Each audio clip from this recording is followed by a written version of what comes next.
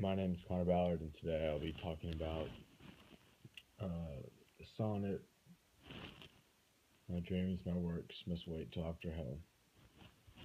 This is a sonnet by Gwendolyn Brooks, and it was part of her Gay Chaps at the Bar sonnet series. This sonnet series is found within the collection A Street in Bronzeville. So, all the poems in this sonnet series deal with soldiers during World War II, particularly African American soldiers. And so this poem is no exception. It's about a man preparing for war and getting all the things in order, and then he goes off to war, and then it talks about some of his fears at war. And so my theme statement for this poem is, sometimes you have to put your life on hold for something important. And I will be supporting this by analyzing Brooks's use of diction, literary techniques, and structure. So first off, I'm going to be talking about structure. The structure of this poem is an English sonnet. It follows the rhyme scheme A, B, A, B, and has 3 quatrains followed by a couplet. The rhyming slant rhyme is found throughout the poem, which is common among her sonnets in the Gay Chaps at the Bar series. However, unlike many of her other poems, the shift comes much earlier. I believe the shift in this poem comes after the first quatrain, where it goes from a man talking about preparing for war and getting all the things ready, and then it shifts to talk about him going to war and his fears,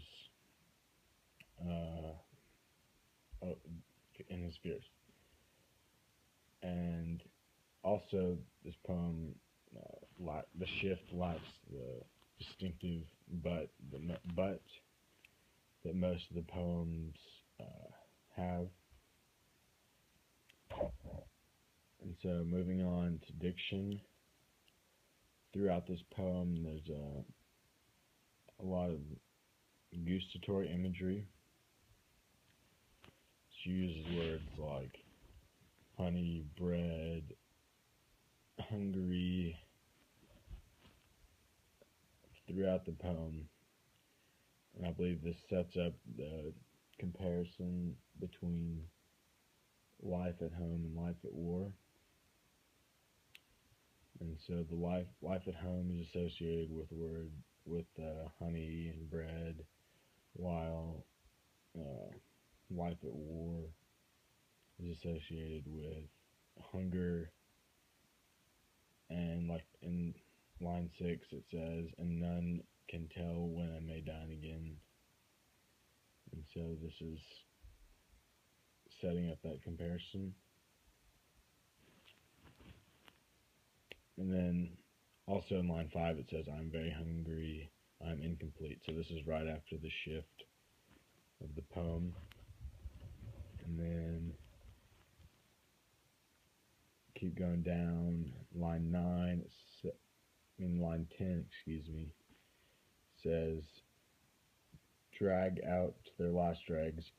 So this is some more gustatory imagery relating to the war dragging out and not knowing when it will end. And then we keep going to the end of the poem, to the couplet.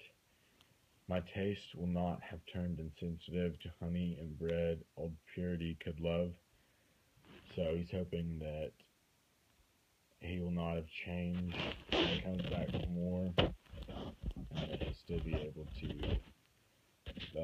things she did before.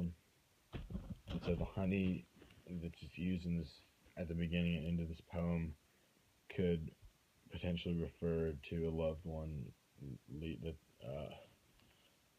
he's leaving behind as he goes off to war. And so, and a couple of the literary techniques that Brooks uses are polysyndeton and alliteration. And so, in line 3 and 4, you can see an example of, line 2 and 3, example of alliteration. In little jars and cabinets of my will, I label clearly, and each latch and lid. And so, by using an extra and in there, it kind of emphasizes the fact that packing up and preparing for war is a slow and emotional process, because you have to mentally and physically prepare yourself to go off to war for who knows how long. And then moving down, there's an alliteration in line 9. The alliteration is devil days. So this is kind of referring back to the extended metaphor used throughout the poem. And so war is never explicitly mentioned in the poem, but we can infer that hell in the title is referring to war based off of the context of the time period, as well as the content of her other poems in this sonnet series. And so with the use of diction, the sonnet structure, and several literary techniques, Brooks conveys this theme that sometimes you have to put your life on hold for something important. And this doesn't necessarily have to apply to war. It could apply to a loved one or children, something of that nature.